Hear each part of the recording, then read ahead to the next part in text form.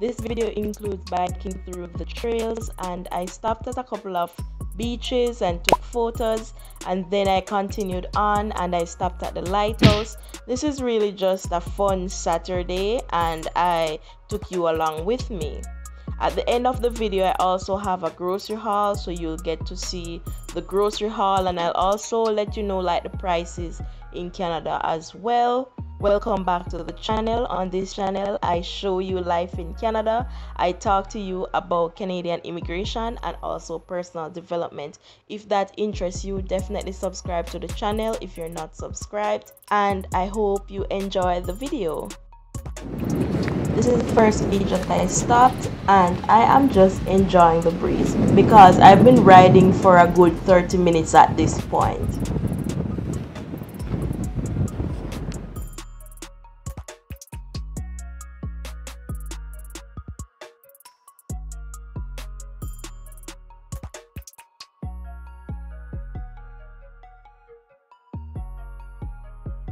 Show you a little bit of Charlottetown, PEI, and one of the biggest things with being in Canada is that people always say that there's nothing to do here, especially PEI in particular. Persons are like, there's really nothing to do. And one of the first things that I would tell you that you can do, and I would do this just outside of the winter months. So by April I start biking and I don't stop until December. And yes, it gets cold between that time, between spring and fall, it will get cold, but it's not that bad where you cannot bike ride.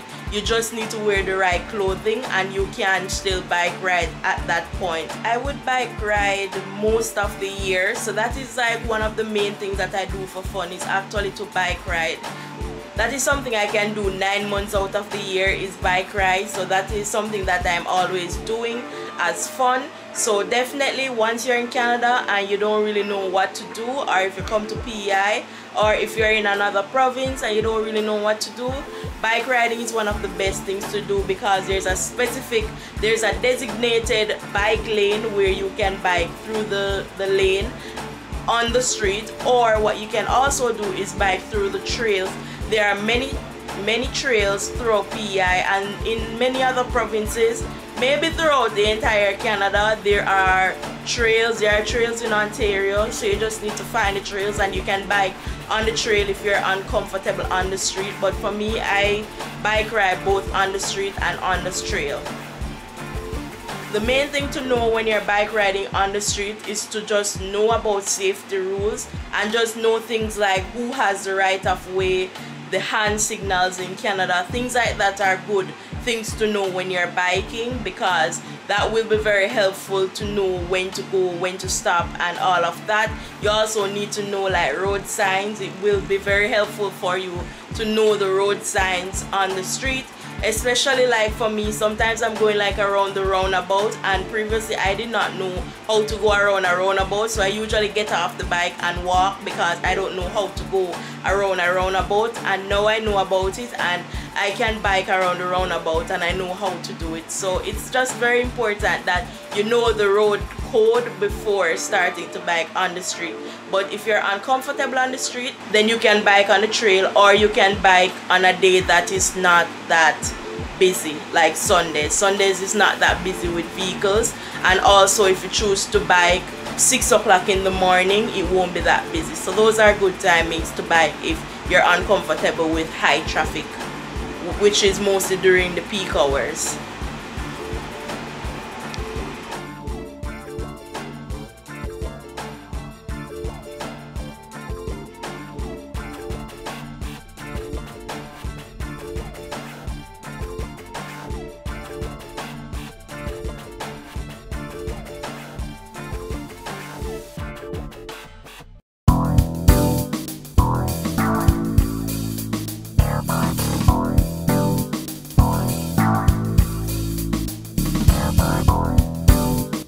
Here to take a couple of pictures, and let me just show you a little bit of the lighthouse.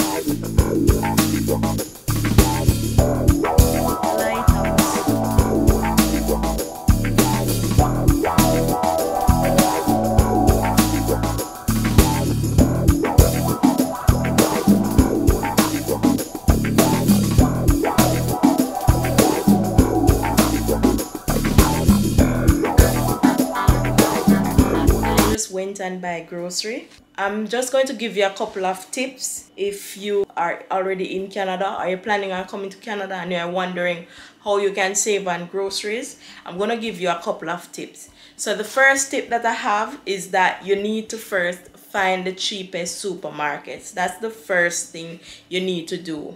Because I remember someone asked to show how I'm able to spend $200 on grocery on a monthly basis. So that's what I'm going through today. And that also does not, I don't eat out either. I have my receipt here that I'm going to go through. I might also just pop it up on the screen so that you can see the prices of everything. But I'll just go through it. So basically, I shop at 3 places to begin with.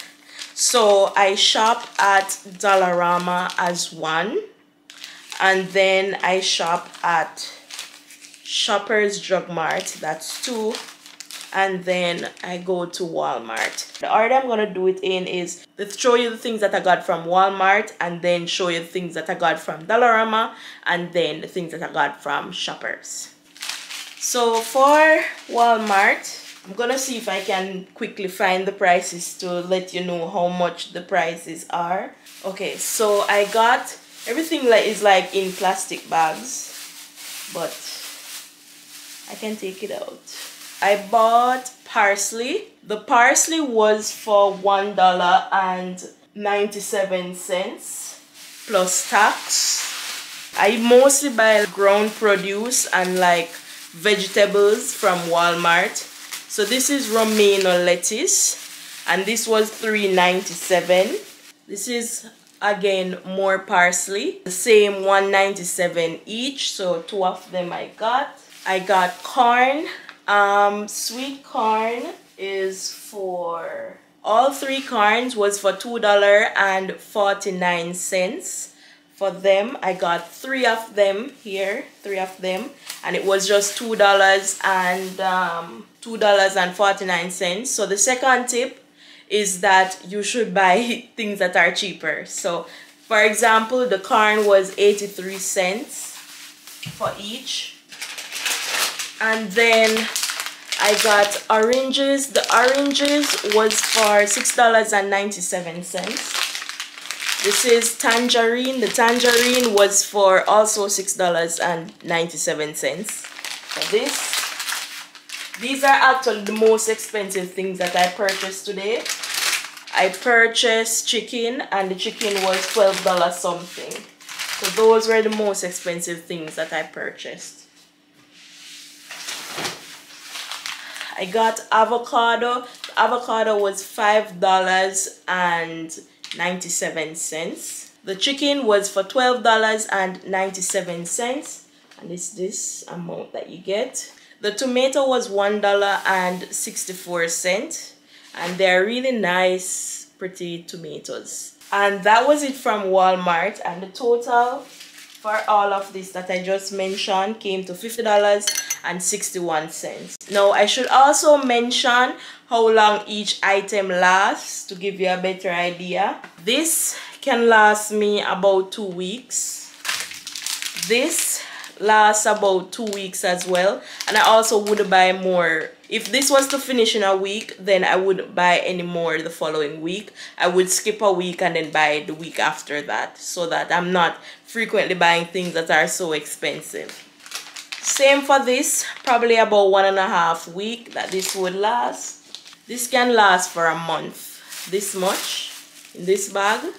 But if I was to like make a lot of salad, like just salad by itself, then this can finish in 2 weeks.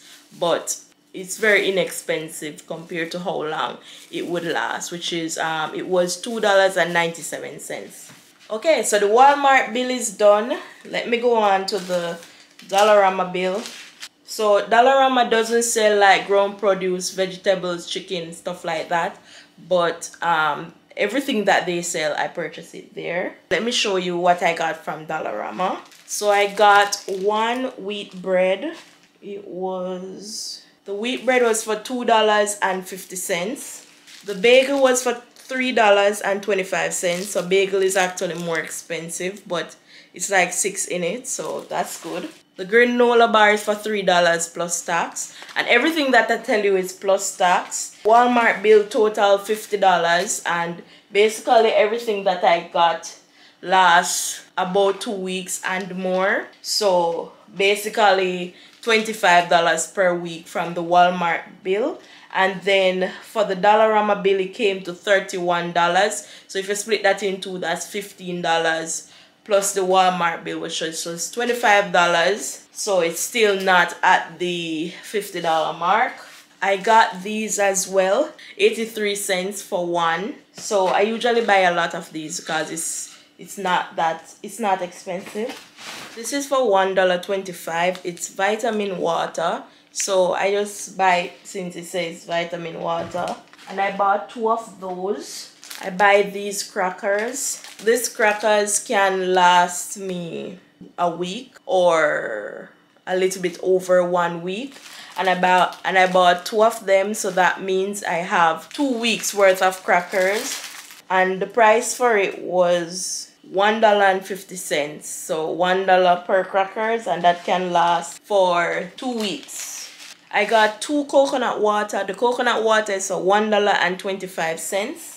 I got aloe vera water as well. The aloe vera water is for $2.50 for this whole thing. It's 1.5 liters. And I only have 2 miscellaneous things this week, which is this, which is just mustard. And the mustard was for $1.50 for this. And then this was for $1.25. After you add up all of that, the total comes to $31.05. So $31 plus 25, $31, and it would last for 2 weeks and even maybe more than 2 weeks. So for the Walmart bill, it was $25 per week, and then for the Dollarama bill, it's $15 for the week. So that total $40 for the week, which is typically the amount that I would spend like every week. And then I also got eggs. Again, this is enough eggs to serve for 2 weeks as well. So I can divide it by 2. The eggs came to $8 because it was 2 of them. So it's $4 inclusive of tax that would be. So I got a lot of things for the money that I paid. I got chicken, meals, a lot of meals this stuff can cook. And when it comes to like rice and like sugar, stuff like that, I buy in huge bags, and those, it's inexpensive if you buy in bulk. That's another tip. Like if you are trying to cut down on food prices, buy in bulk because it is less when you buy a larger amount. So for example, I think the rice is about 8 and 8, so 8 kilograms of rice would be equivalent to 16 plus pounds of rice that I would buy, and I would just get that for $11 something. So that is how I'm able to save a lot, because I buy in bulk. So that's another tip. For these that I showed you, there isn't any bulk price. These are just regular things that I buy, but there isn't any bulk here. But like the rice, sugar, flour is always bulked, and you get it less. I think that's like the main things. And for chicken, you kind of just have to pay the price for the chicken. Next thing you can do is to try to avoid the expensive things. So for example, if chicken is too expensive, then try to buy things that are less expensive. For example, I would buy this. This is just sardine, and this entire thing is like $2.50, and it can make a lot of meals in there. So that's something you can buy. This as well. This is another thing. You can use it and make like stew, because this is like 97 cents plus tax for it. So that's a way you can save. What else do I have in here? Yeah, everything else is like seasonings. And this is like tea. But yeah, this is how like for this, like, this is gonna last me for months, maybe even a year. I'm going to be using this, but it's still good because when I buy it in bulk like this, I don't have to pay a lot of money compared to buying the small amount, which could equate to the same amount as this. So that's how I'm able to save. The other issue would be storage, because you have to store away all of these things, but you're just gonna have to figure that out. But even with salt, it's the same thing. French on one side, English on the other. But same with this as well.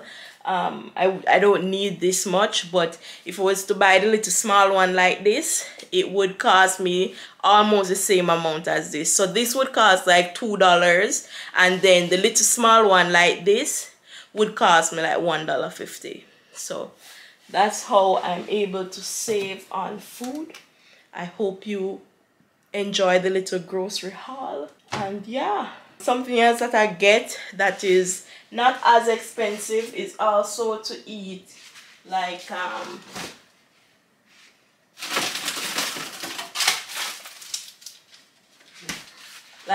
these stuff like these I wouldn't buy like regularly, but something like this is for like $11 something, and it's a lot in there.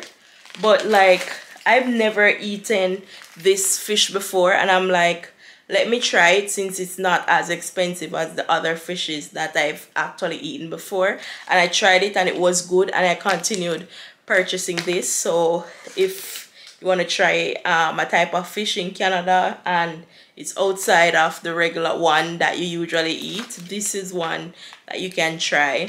I'm very picky with food, so if I like it, more than likely you will. Oh, I didn't show you the eggs. So the egg, as I said, was $4 inclusive of tax. That was the final price, and it was for this. I got all of this for $4. So 12 eggs, $4. I found more things. So I have these. Let me see how much it is for. So the garlic was for 57 cents. And then the cucumber was for $1 and $1.47. So cucumber is not that expensive. Lettuce is not that expensive. Yeah, it's more like parsley and like broccoli that is expensive, but these aren't like super expensive. Like it's definitely worth it. So yeah, that's my grocery haul.